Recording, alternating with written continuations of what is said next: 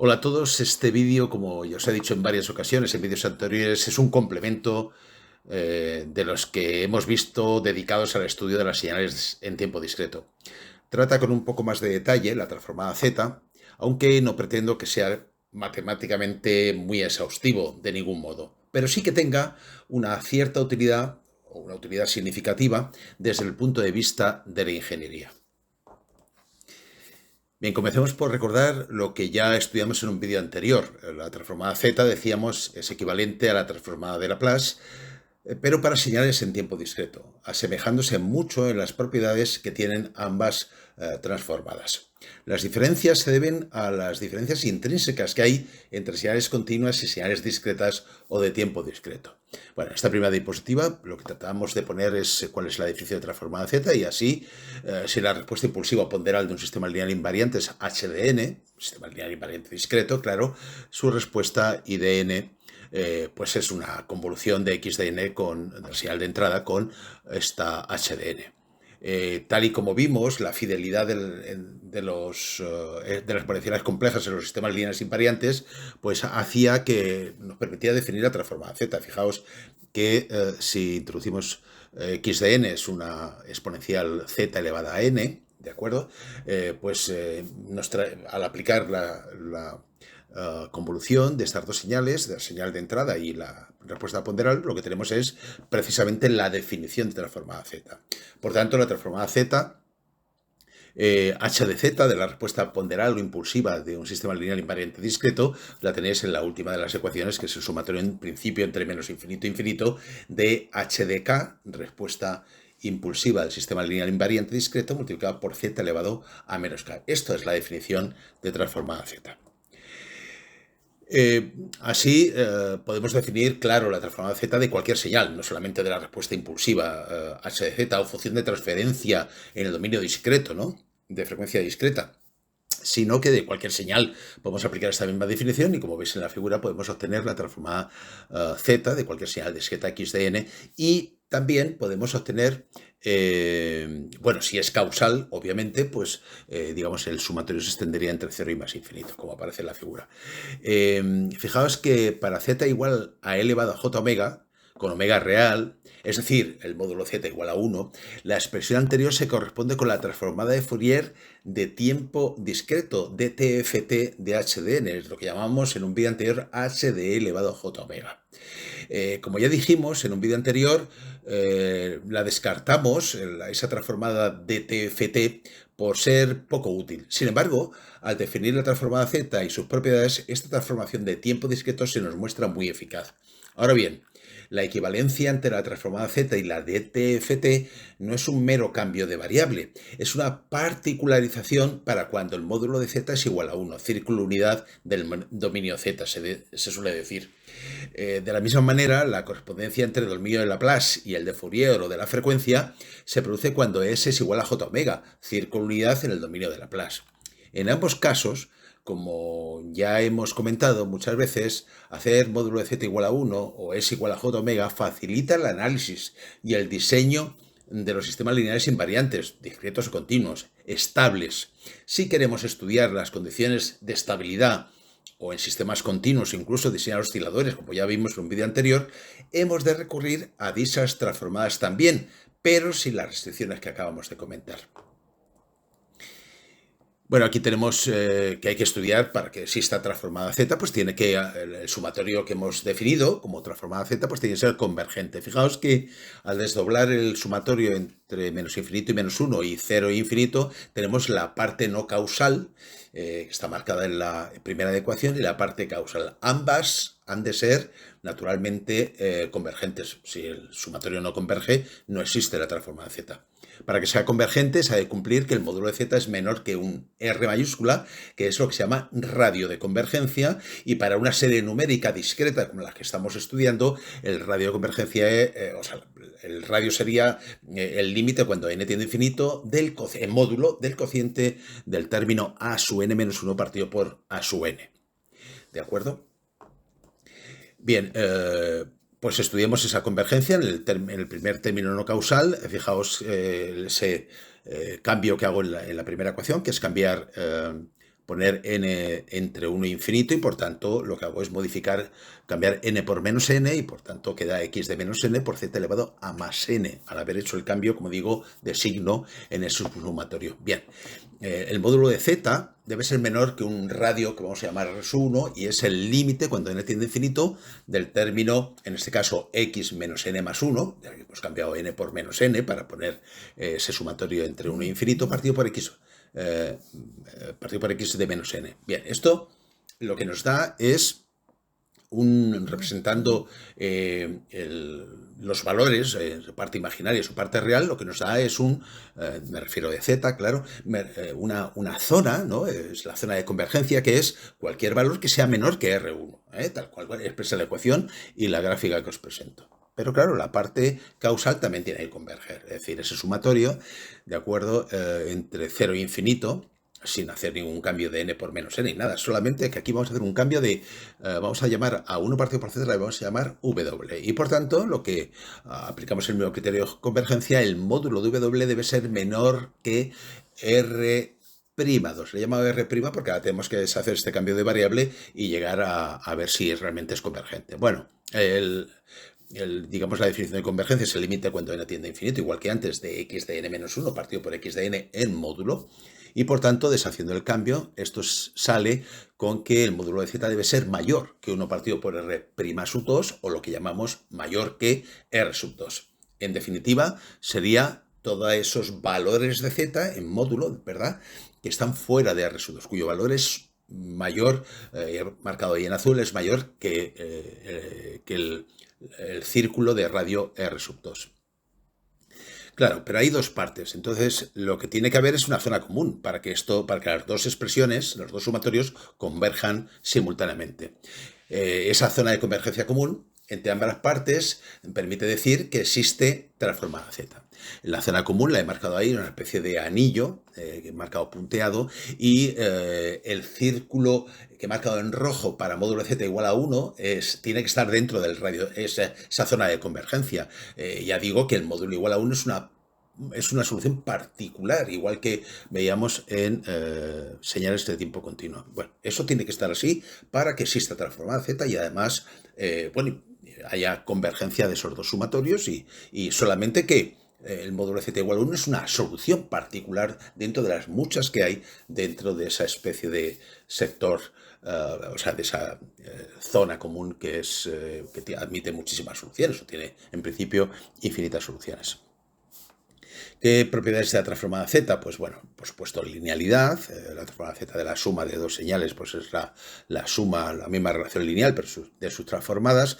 Igual que hemos visto en otras transformadas, un retardo en tiempo discreto, lo que tiene es un cambio de fase en el dominio z, igual que veíamos para señales continuas, ¿de acuerdo? Y lo tenéis reflejado ahí con el z más menos n sub 0, refleja, es un desfase en el dominio z, mientras que es un retardo en tiempo discreto. ¿De acuerdo?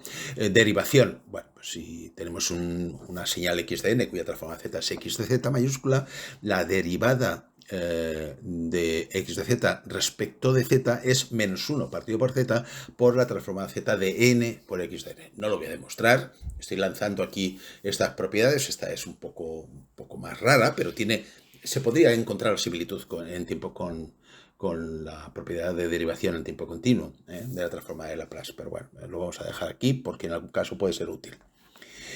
Convolución, obviamente, si z de n es la convolución de x de n y de n, pues z mayúscula de z, a lo mejor tendría que haber elegido otro nombre para la señal resultante, pero bueno, lo que dice es que es el producto de las transformadas z, como aparece en la primera propiedad. Por tanto, también la propiedad inversa, es decir, si z mayúscula de z, la transformada z de una señal z de n, es la convolución de dos transformadas z de x y de y, entonces resulta que z de n en el tiempo discreto es el producto de las señales. Bueno, digamos, la propiedad se enmarca dentro de la propiedad de convolución, pero es la propiedad simétrica, ¿no?, a la que acabamos de comentar. Bueno, veamos algunos ejemplos. Sea una delta de Dirac en el origen de amplitud A, que representa la ecuación x de n igual a por delta de n. Bien, esto es una señal discreta muy sencilla en el origen de valor o de amplitud A. Bien, entonces podemos decir que su transforma a z, ¿de acuerdo?, es A, porque ese sumatorio entre menos infinito e infinito solo tiene un valor distinto de 0 en el origen, y por tanto lo impone la delta de n, y por tanto está, el valor es A. Entonces, claro, para x de n menos n sub 0, pues que sea igual a por delta de n menos n sub 0, es decir, una delta pero desplazada un tiempo n sub 0, lo único que ocurre es que un desplazamiento en el tiempo tiene un cambio de fase como aparece abajo, y por tanto la propiedad anterior pues también queda demostrada. El resultado de la transforma z en este caso sería a por z elevado a menos n sub 0, que es el cambio de fase. Por ejemplo, otro ejemplo, sea x de n igual a alfa, una constante cuyo módulo está entre 0 y 1, es decir, es menor que 1, elevado a n, bueno, n en valor absoluto. Bien, fijaos, la transformada z entonces tiene dos partes, la causal y la no causal, y tiene que converger para que esto, como el primer término del sumatorio es la suma de una progresión geométrica, con alfa por z, que es el primer término de la progresión, y también la razón, siempre que en módulo alfa por z sea menor que 1, podemos obtener la suma de una progresión geométrica aplicando la expresión correspondiente, que es el primer término, ¿de acuerdo?, multiplicado por 1 menos la razón. Por 1 partido por 1 menos la razón, perdón. Bien, por tanto, también es convergente de esa expresión de la suma de una progresión geométrica, es convergente si el módulo de z es igual a 1 partido por el módulo de alfa, ¿de acuerdo? En ese caso también es convergente. Bueno, luego tenemos el segundo término de esa expresión, entre 0 y infinito, pues aplicamos un poco el mismo criterio. Fijaos que es la suma de una progresión geométrica, y por tanto, bueno, pues el primer término para n igual a 0 es 1, y lo multiplicado por 1 partido por 1 menos la razón, que en este caso es alfa partido por z. Bueno, pues para que sea convergente, alfa partido por z debe ser menor que 1, igual que antes. Y luego z debe ser en módulo mayor que alfa. Bueno. Bien, ahora juntamos las dos partes, la causal y la no causal, que hemos obtenido mediante la suma de una progresión geométrica, y lo que podemos deducir fácilmente es que el módulo de z debe estar entre el módulo de alfa y el módulo de 1 partido por el módulo de alfa. Es lo que habíamos deducido antes. En esa zona, obviamente, debe estar también, para que sea convergente, el módulo de z igual a 1, ¿de acuerdo? Debe estar ahí contenido, para que esté contenido dentro de la zona de convergencia, ¿de acuerdo? Bueno, aquí tenéis un ejemplo que es una transformada z de una señal escalón discreta, en este caso de valor a elevado a menos n por u de n, lo que me indica que es, la señal u de n es un escalón discreto que es distinto de 0 para n mayor que 0. Entonces, bueno, sigue siendo, como veis, vuelvo a aplicar. No tiene parte no causal porque es un escalón que solamente es distinto de 0 para valores de n mayor o igual que 0, y por tanto el sumatorio se restringe al sumatorio de 0 a infinito para calcular la transformada z. De nuevo es la suma de una progresión geométrica, como tenéis ahí, y aplico la expresión de que es igual al primer término multiplicado por 1 partido por 1 menos la razón, en fin, lo de siempre, ¿de acuerdo? Y converge, claro, si tal y como aparece ahí, si 1 partido por alfa por z en módulo es menos que 1. Por lo cual, igual que antes, el módulo de z debe ser menor que 1 partido por el módulo de alfa. Bueno, ahora tenemos que estudiar un poquito la transformada inversa z, que también existe, y no lo vamos a... Pocas demostraciones vamos a hacer, salvo que esta transformada inversa z se define por el teorema de Cauchy, que dice que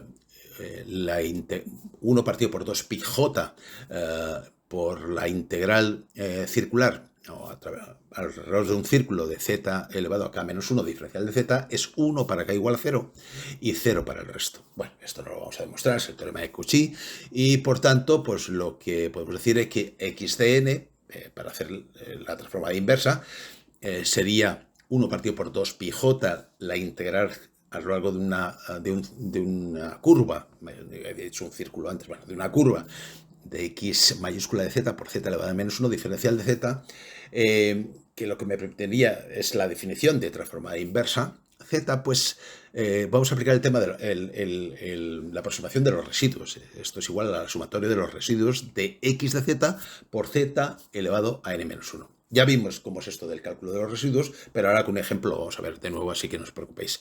El cálculo, como digo, de los residuos lo vamos a recordar en los ejemplos siguientes, aunque ya digo que en el tema anterior, el vídeo anterior, lo habíamos visto.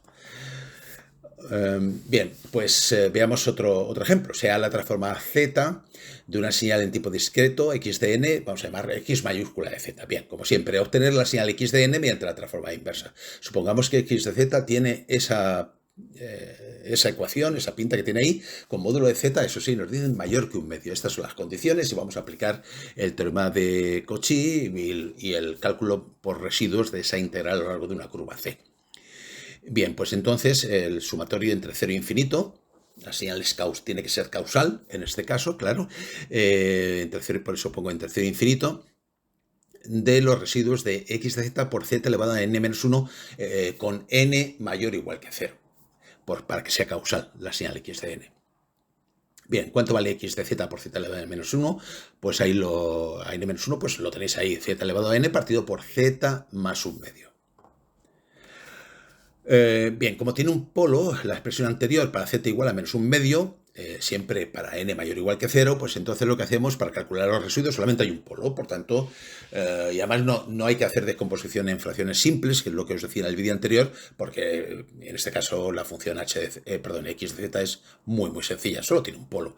Así que el cálculo de los residuos es el sumatorio entre 0 e infinito de multiplicar esa x de z por el polo, en este caso z más un medio, y bueno, y hacer el sumatorio y sustituir la z que quede por el valor del polo, que es menos un medio. Por eso queda, si veis al final, un sumatorio entre 0 e infinito de menos un medio elevado a n, que es lo que aparece en el numerador de la igualdad anterior, es z elevado a n, para z igual a menos un medio, pues sería menos un medio elevado a n por u de n, que nos indica, o que está reflejando que eso es siempre para n mayor o igual que 0. Es una función escalón de valor unidad que nos dice que la señal debe ser causal.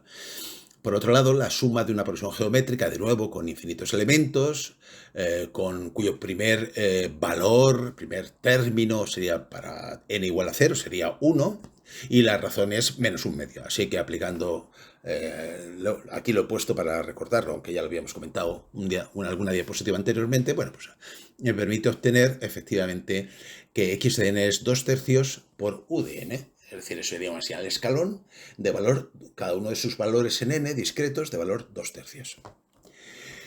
Bueno, vamos a hacer un poquito más complicado, una transformada inversa de una función de una x de z, pues que dice que tiene un numerador y un denominador. El polinomio del denominador es de orden 2, el del numerador es de orden 1, y nos dice que esta x de z pues es convergente o existe para módulo z mayor que un medio. Bueno, yo lo que hago es arreglar un poquito x de z, como veis, y intentar que naturalmente el polinomio del numerador pues tenga sea de grado inferior al denominador. Para eso lo que hago es separar esa expresión de x de z en una función que es 1 menos el cociente entre un polinomio que tengo que calcular y el polinomio del denominador. Ese polinomio de 5/4 de z más 1/8 pues se deduce fácilmente simplemente cuando hacemos la descomposición. Es muy sencillo de obtener y no voy a insistir mucho más. Fijaos que multiplicar el denominador del término de la derecha por 1 y restarle el polinomio que tengo, p de z, por decirlo así, que tengo que obtener, voy despejando y me sale los 5/4 de z más 1/8. Y ahora sí, como el polinomio del denominador de este segundo término es de orden 2, obtengo los polos, que los tiene en menos un medio y en menos un cuarto, y descompongo en fracciones simples y me queda 1 menos un término que es numerador a partido por el polo menos numerador b partido por el polo. Bueno, pues es fácilmente calculable que A vale 3/4 y B vale, menos 3/4 y B vale 2. Esto es muy fácil de hacer, es una cuestión, es una cuestión más de matemática básica, no voy a insistir, pero es muy sencillo de calcular. Bueno, ahora sí aplico el procedimiento del cálculo de los residuos entre 0 e infinito de S1 que teníamos como primer término de x de z, pues es una delta de n, en realidad, en el origen. Y el resto, aplicando residuos, es multiplicar por el polo correspondiente y las zetas que queden las sustituyo por el valor del polo. El segundo término sería sustituir la z elevado a n-1 por z igual a menos un cuarto y el otro por z igual a menos un medio, que es el valor de los polos. Y bueno, ya arreglando un poco las expresiones y calculando naturalmente la suma de una expresión geométrica para calcular el menos un cuarto elevado a n-1 y el menos un medio elevado a n-1. Si no he cometido ningún error, de acuerdo, pues sale la x de n que tenéis en la parte inferior. ¿De acuerdo?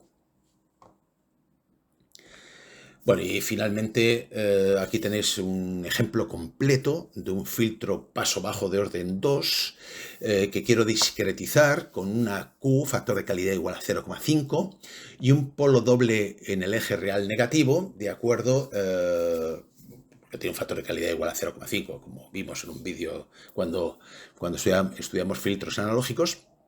Y vamos a normalizar la frecuencia de corte, pues omega sub 0 es igual a la frecuencia de corte del filtro partido por la pulsación, si queréis, de